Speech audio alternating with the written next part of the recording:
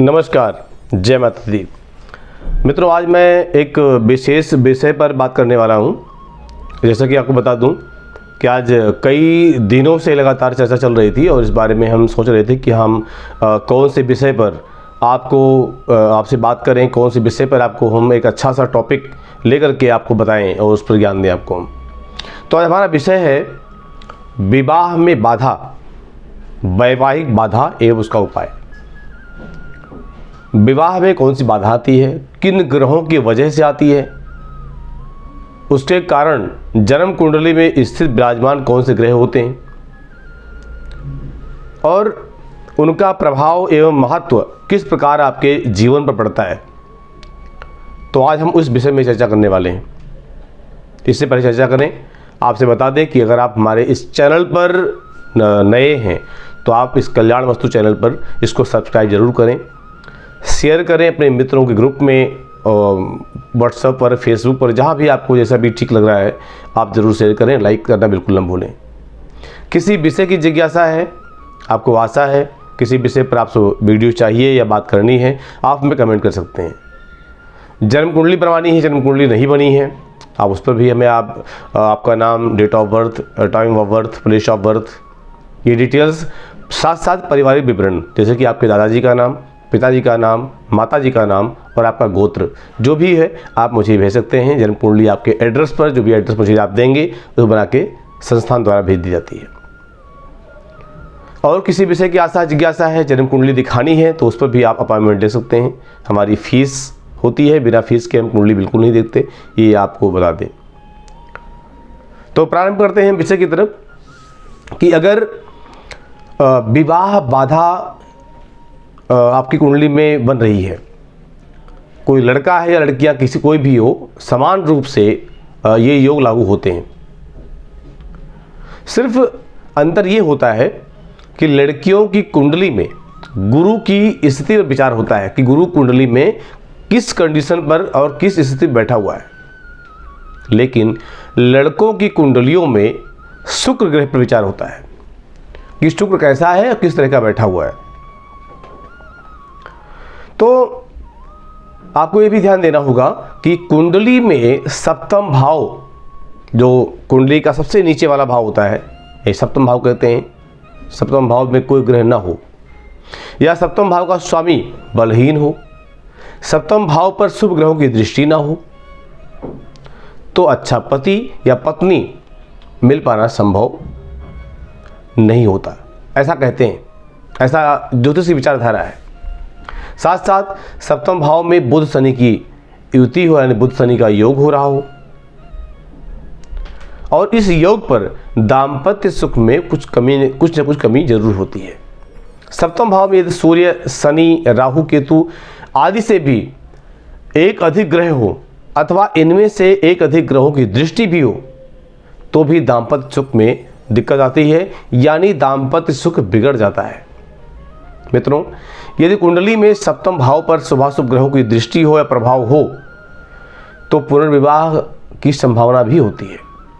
नवांश कुंडली में यदि मंगल या शुक्र का राशि परिवर्तन हो रहा हो या जन्म कुंडली में चंद्र, मंगल, शुक्र संयुक्त भाव से यानी एक साथ सप्तम भाव में विराजमान हो तो ये योग कहीं न कहीं चरित्रहीनता का कारण बनाते हैं और इस कारण दाम्पत्य सुख बिगड़ जाता है, दाम्पत्य जीवन बिगड़ जाता है।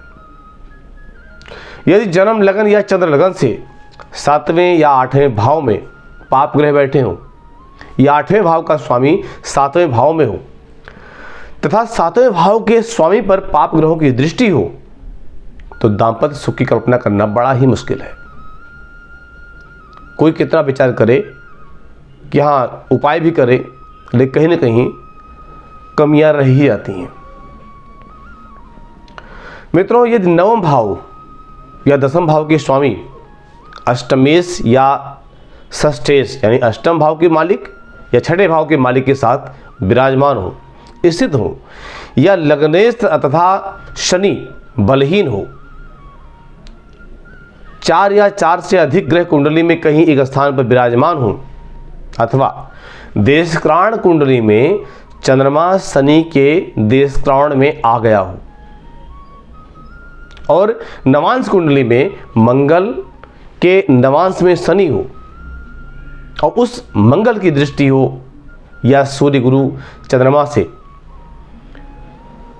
एक भी ग्रह बलहीन हो, तो लगन में, दशम में या 12वें भाव में हो और बलवान शनि की पूर्ण दृष्टि हो, तो ये योग जातक या जातिका को सन्यासी प्रवृत्ति देते हैं या फिर वैराग्य भाव के कारण अलगाव की स्थिति पैदा कर देते हैं। विवाह की ओर उनका लगाव बहुत ही कम होता है, गृहस्थ जीवन की तरफ बढ़ते ही नहीं है। मित्रों, यदि लग्नेश भाग्य भाव में हो अथवा नवमेश पति स्थान में स्थित हो, ऐसी लड़की भाग्यशाली के पति के साथ स्वयं भाग्यशाली होती है। उसको अपने कुटुंबी सदस्यों द्वारा एवं समाज द्वारा पूर्ण मान सम्मान दिया जाता है।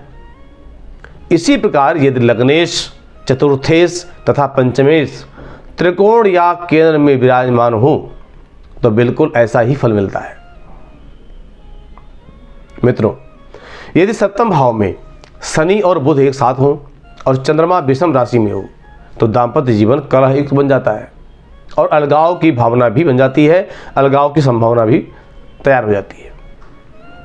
यदि किसी लड़की की कुंडली में सप्तम भाव सप्तमेश एवं गुरु तथा जातक की कुंडली में सप्तम भाव सप्तमेश एवं शुक्र पाप प्रभाव में हो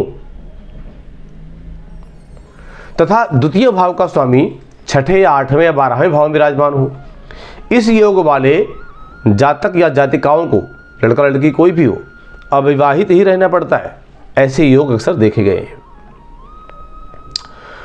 मित्रों, शुक्र गुरु बलहीन हो या आस्त हो, सप्तमेश भी बलहीन हो या आस्त हो।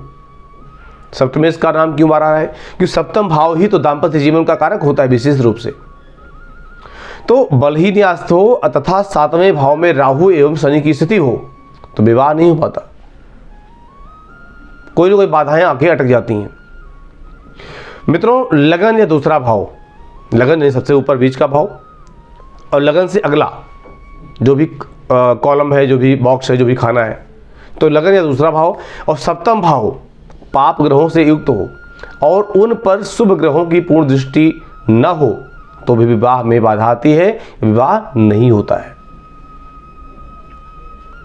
मित्रों, यदि शुक्र, सूर्य तथा चंद्रमा पुरुषों की कुंडली में यानी लड़की कुंडली में तथा सूर्य गुरु चंद्रमा महिलाओं कुंडली में एक ही नवांश में हो तथा 6वें, 8वें तथा 12वें भाव में हो तो भी विवाह का योग नहीं बनता है।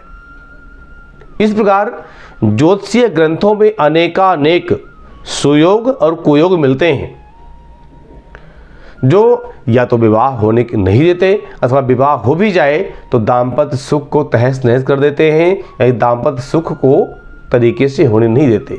ये तो बात रही योग की कि कुंडली में कौन से योग कैसे होते हैं, लेकिन उसके लिए कुछ न कुछ उपाय भी होते हैं, कुछ न कुछ समाधान भी होते हैं। तो हम बात करेंगे आपसे समाधान के बारे में अगली वीडियो में। आप हमारी अगली वीडियो को प्रतीक्षा कीजिए। वीडियो हमारी होगी कि विवाह में बाधा निवारक कुछ विशेष उपाय, तो आप उसको जरूर देखें। बहुत बहुत धन्यवाद। नमस्कार।